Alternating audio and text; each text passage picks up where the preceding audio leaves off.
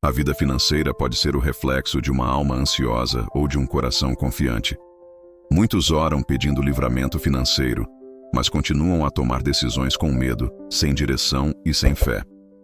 Este vídeo não é apenas uma oração, é um reencontro com princípios eternos que mudam a forma como vês o dinheiro. Desde os primeiros versos da Escritura, vemos que Deus não abandona os que confiam nele. Abraão creu contra a esperança. José confiou mesmo no fundo do poço. E tu estás pronto para entregar as tuas finanças, os teus medos e os teus planos nas mãos daquele que tudo provê? Vamos falar sobre fé que se move, decisões que nascem da palavra e não do desespero. Não é sobre milagres sem ação, é sobre confiar antes de ver, agradecer antes de receber e obedecer mesmo sem entender. Que esta oração seja um portal, que esta palavra seja uma bússola e que o Espírito Santo fale contigo onde os números falham, onde os bancos fecham e onde a paz parecia impossível. No final deste vídeo, há uma oração feita para ti, pela tua casa, pela tua estabilidade, pela tua mente. Não cliques por curiosidade. Assiste até ao fim com fé. E deixa Deus cuidar do resto. Servo bom e fiel. Não são os holofotes que validam um chamado, mas a eternidade que se escreve em silêncio. Neste palco, não subiu um nome famoso, mas uma história de entrega. Um homem que impactou milhões com sua voz sobre finanças, mas que escolheu silenciar a própria glória para escutar algo mais profundo. Ele compreendeu que liberdade financeira sem rendição espiritual é só mais uma prisão disfarçada de conquista.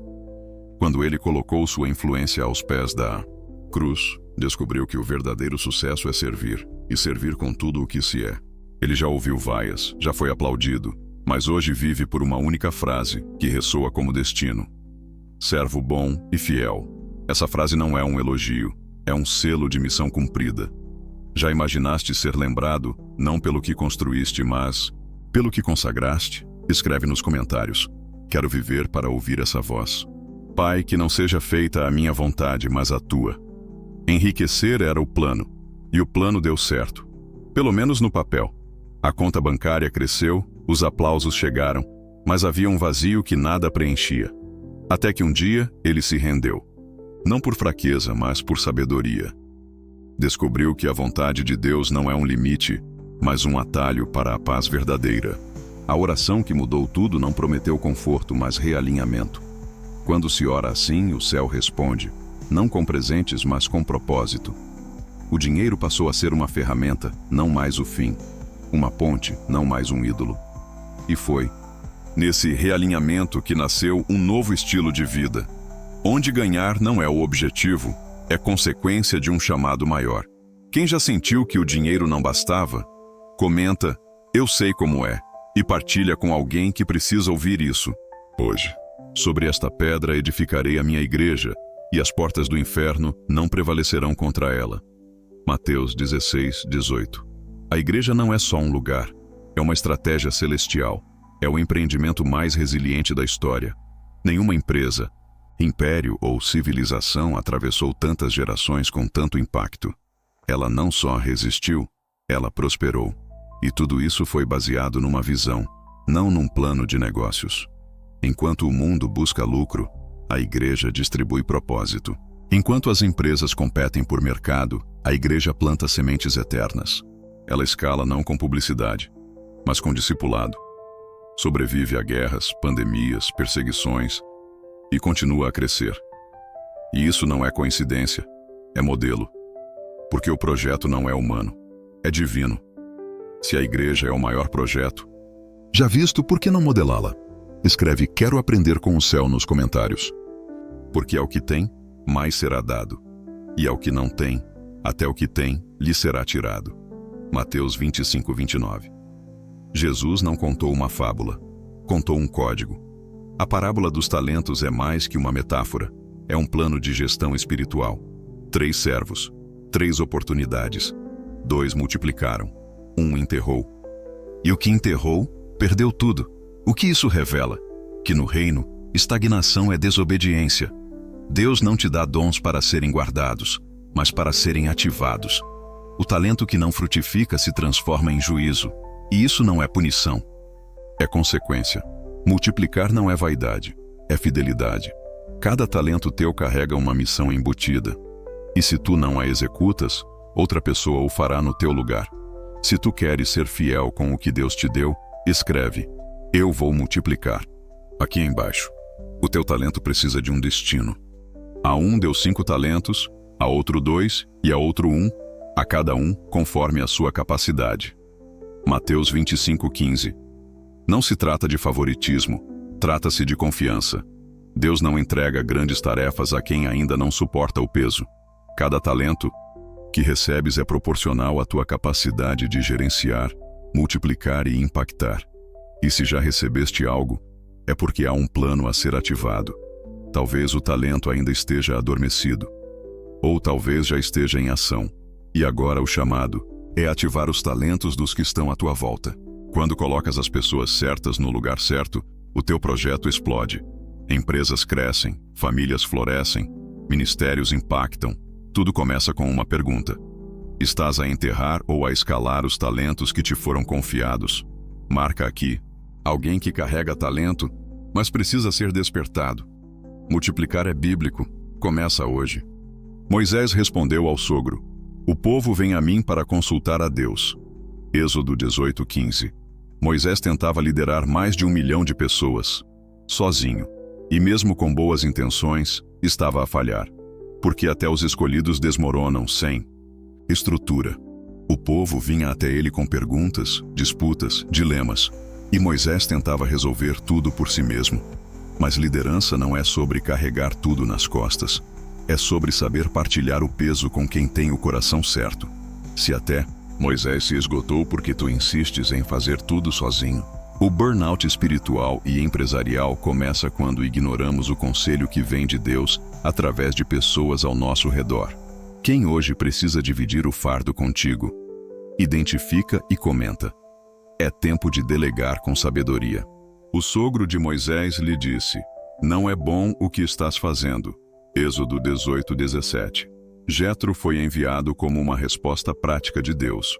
Um alerta: o modelo de Moisés não era sustentável, e muitas vezes Deus nos fala assim, por vozes humanas, por conselhos simples, por advertências claras.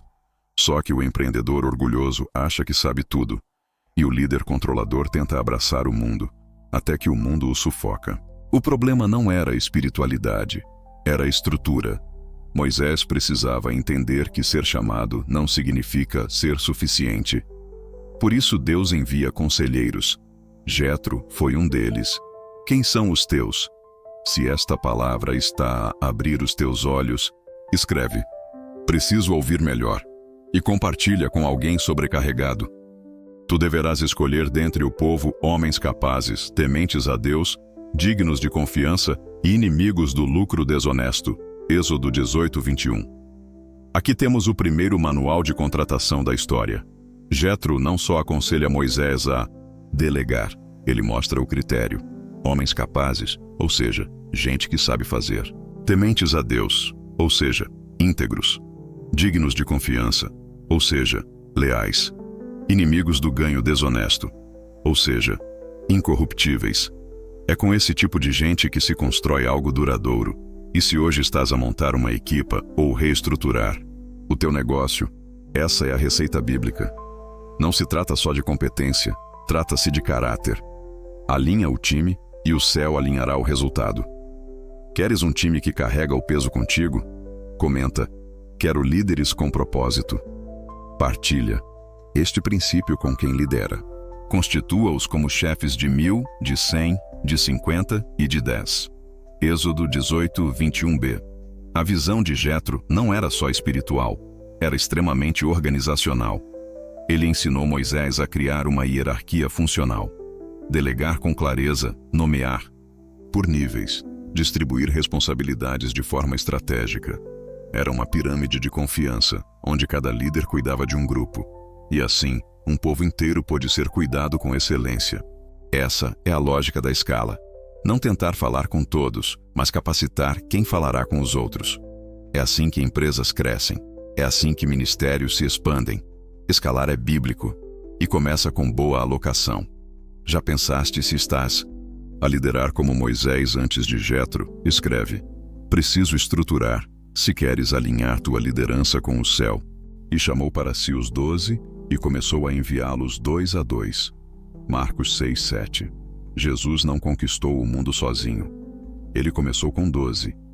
Ele não multiplicou multidões com estratégias mirabolantes, mas com discipulado real. Ele formou um time pequeno, alinhado, apaixonado. Esses 12 tocaram o mundo. E depois deles vieram 120, depois 3.000, depois milhões.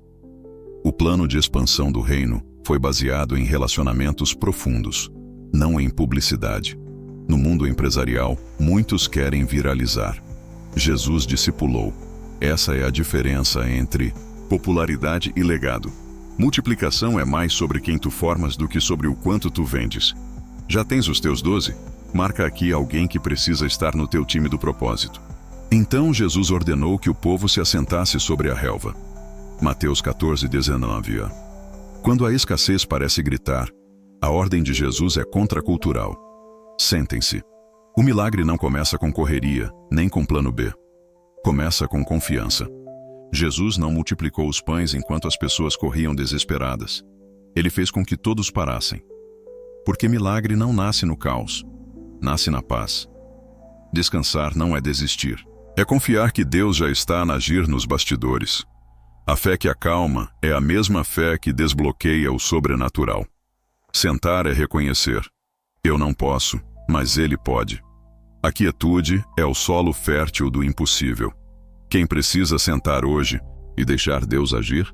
Comenta: eu descanso em ti, se reconheces que estás no ponto certo para o milagre. E tomando os 5 pães e os 2 peixes, erguendo os olhos aos céus, deu graças. Mateus 14:19b. Jesus ergueu os olhos, segurando quase nada nas mãos, e agradeceu. Isso é fé em estado puro. Ele não esperou a multiplicação acontecer para agradecer. Ele antecipou o louvor antes do milagre, porque o grato atrai o céu. Gratidão ativa a multiplicação. Quem só agradece depois é espectador. Quem agradece antes é participante. No mundo natural, seria insano agradecer pelo que ainda não existe. Mas no reino, é esse antes que abre o caminho para o sobrenatural. O problema é que muitos só louvam depois que tudo dá certo. Jesus ensinou o contrário. Louva antes, e então tudo começa a acontecer. Consegues agradecer por algo que ainda não aconteceu? Escreve: obrigado, Deus, mesmo antes de ver, nos comentários. Depois partiu os pães e os deu aos discípulos, e os discípulos à multidão. Mateus 14:19c. Jesus não distribuiu diretamente à multidão. Ele partiu o milagre com os discípulos. Isso nos ensina algo profundo.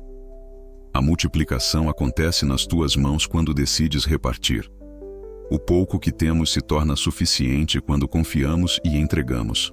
Repare, o milagre não aconteceu todo de uma vez. Foi acontecendo à medida que os discípulos repartiam. Quanto mais davam, mais havia. Essa é a dinâmica do reino. Deus multiplica na partilha. Se estás a guardar o que tens por medo da escassez, estás a impedir o milagre. Parte, entrega, e vê o impossível nascer do teu ato de confiança. Quem precisa confiar e repartir hoje? Comenta: eu reparto para multiplicar, se acreditas no princípio da entrega com fé. Todos comeram e ficaram satisfeitos, e ainda recolheram 12 cestos cheios de pedaços que sobraram. Mateus 14:20. Como é possível sobrar quando parecia não haver? Esse é o paradoxo divino. Deus não apenas supre, Ele excede. Onde o homem vê falta, Deus vê espaço para milagre. Quando entregamos o que temos com fé, Ele responde com abundância. E essa abundância tem propósito: alimentar, transbordar, provar que o céu não opera em limites humanos. Os 12 cestos são uma mensagem clara. Ninguém que confia em Deus termina de mãos vazias. No reino, a escassez não é final de linha, é início de provisão. Só precisa haver alguém disposto a entregar. Tu crês que pode sobrar mesmo onde hoje falta? Escreve: vai sobrar, e profetiza abundância sobre a tua casa. Ora, a fé é a certeza daquilo que esperamos e a prova das coisas que não vemos. Hebreus 11, 1. No reino, não é ver para crer, é crer para ver. A fé não é um salto no escuro. É um passo em direção ao que já foi prometido. Antes da provisão, vem a visão. Antes do sustento, vem o sonho. E entre um e outro, caminha a fé. Quem anda por vista limita-se ao que já existe. Mas quem caminha com Deus aprende a ver com os olhos do Espírito. Tu não precisas entender tudo, mas precisas crer. O que hoje não vês, pode estar à espera, apenas de um passo de fé teu para se manifestar. A visão já existe. A fé é a chave. Estás a caminhar por vista ou por visão? Comenta, vejo com fé, se hoje decides confiar antes de ver. Este é o livro da genealogia de Adão. Gênesis 5, 1. Ao olharmos para Gênesis 5, podemos cair na tentação de passar por cima da genealogia como se fosse só uma lista seca de nomes. Mas Deus não desperdiça espaço na Escritura. Cada nome é um código. Cada linhagem carrega uma mensagem. Quando estudamos o significado hebraico dos nomes, algo surpreendente aparece. O que parecia apenas histórico torna-se profético. Adão, Sete, Enos, Cainã, Maalalel, Jared, Enoque, Matusalém, Lameque e Noé. Juntos contam o enredo inteiro do plano de salvação. A Bíblia está codificada com propósito, até nas genealogias que muitos ignoram. Alguma vez já viste propósito numa genealogia? Comenta. Deus fala até nos detalhes, se sentes que isso te abriu os olhos. Adão, homem, Sete, designado, Enos, fraco mortal, Cainã, cheio de dor, Maalalel, o Deus bendito. Quando traduzimos os nomes dessa linhagem em hebraico, surge uma frase: o homem foi designado ou nomeado como um fraco mortal, cheio de dor. O Deus bendito descerá, instruído. Sua morte trará o desespero, mas também o descanso. Isso não é acaso. É o plano da redenção descrito milênios antes de Cristo, escondido nas palavras. Quem poderia imaginar que Gênesis 5 já narrava a cruz? O Evangelho não foi improvisado. Foi escrito desde o início. Deus codificou o Messias na genealogia como quem esconde uma pérola no barro, esperando que alguém a descubra com temor e revelação. Se essa revelação te tocou, escreve, já estava escrito. Partilha com quem precisa entender que nada, na Bíblia, é por acaso. E a Sete nasceu também um filho, e chamou-lhe Enos. Então se começou a invocar o nome do Senhor. Gênesis 4, 26. Após a tragédia de Abel, Deus levanta Sete como substituto. Dele viria uma linhagem espiritual. Mas de Caim nasceu outra linhagem, tecnológica, artística, avançada, mas sem altar. A linhagem de Sete começou a invocar o nome do Senhor. Já a de Caim construiu cidades e lançou raízes, longe de Deus. Duas linhagens, dois caminhos, e a humanidade até hoje caminha entre essas rotas. Uma busca progresso, sem fé. A outra busca presença com propósito. Todos os dias, escolhes de que linhagem vens, pela forma como decides construir a tua vida. Tu caminhas como Caim ou como Sete? Escreve. Quero seguir a linhagem do altar, se escolhes andar com Deus antes de construir qualquer coisa. Enoque andou com Deus e já não foi encontrado, pois Deus o levou. Gênesis 5:24. Enoque foi o sétimo da linhagem de Sete, número da perfeição, e ele não apenas creu em Deus, ele caminhou com ele por 300 anos. A sua vida tornou-se tão alinhada ao céu que Deus o arrebatou. Mas o mais bonito está no detalhe. Enoque começou a andar com Deus aos 65 anos, após o nascimento de Matusalém. A paternidade despertou o seu propósito. O fruto de Enoque? Matusalém, o homem que mais viveu na história.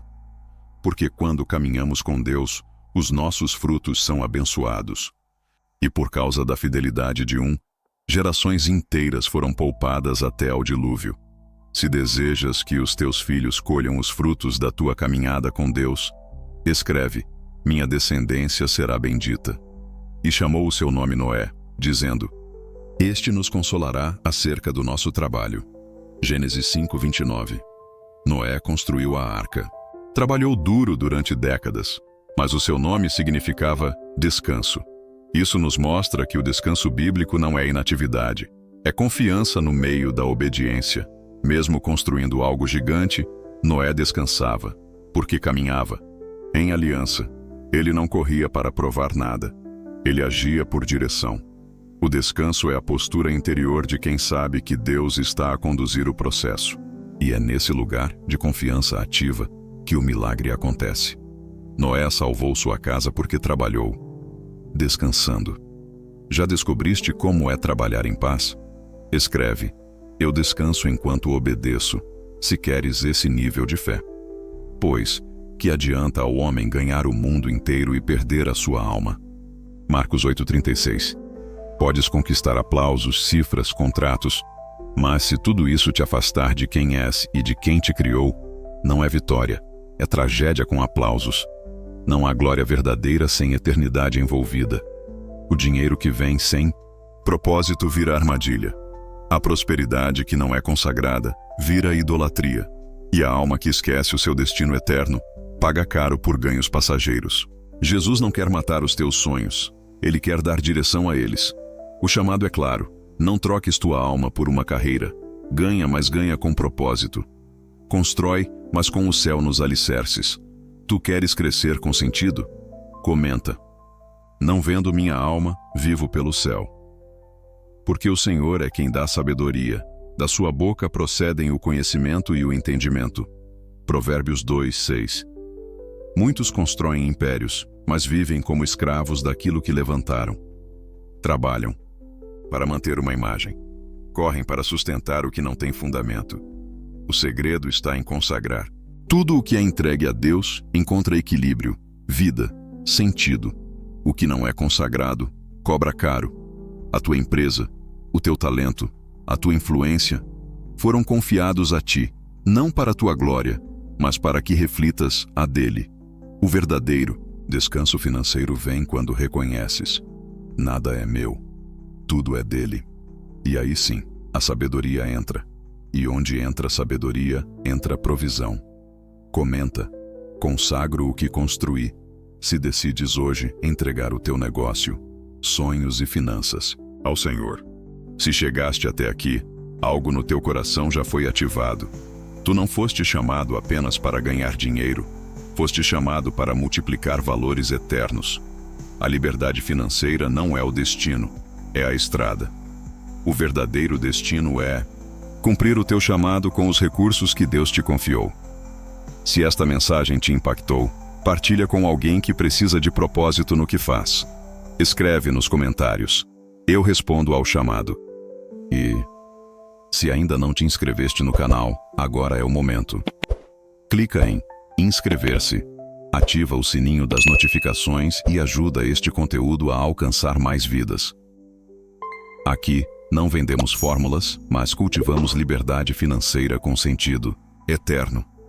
E agora que ouviste esta mensagem até ao fim, que os teus olhos se abriram para verdades esquecidas, respira fundo e ora comigo. Deus eterno, tu que conheces os caminhos mais secretos do coração, eu venho interceder por esta pessoa que escutou cada palavra com atenção, mas que ainda carrega pesos que ninguém vê. Tu sabes do medo de não conseguir pagar, das noites mal dormidas, das escolhas feitas por desespero. Tu sabes onde o coração se quebrou e onde a fé quase se apagou. Por isso, Pai, visita agora este lar com a tua presença. Traz paz onde há confusão. Traz ordem onde há caos financeiro. Traz esperança onde a alma já se cansou de lutar. Ensina a confiar antes de ver. Ensina a esperar com fé. Dá sabedoria nas decisões, e que toda a ansiedade seja lançada aos teus pés. Tu és o Deus de Abraão, de José, de Ruth, de Esther.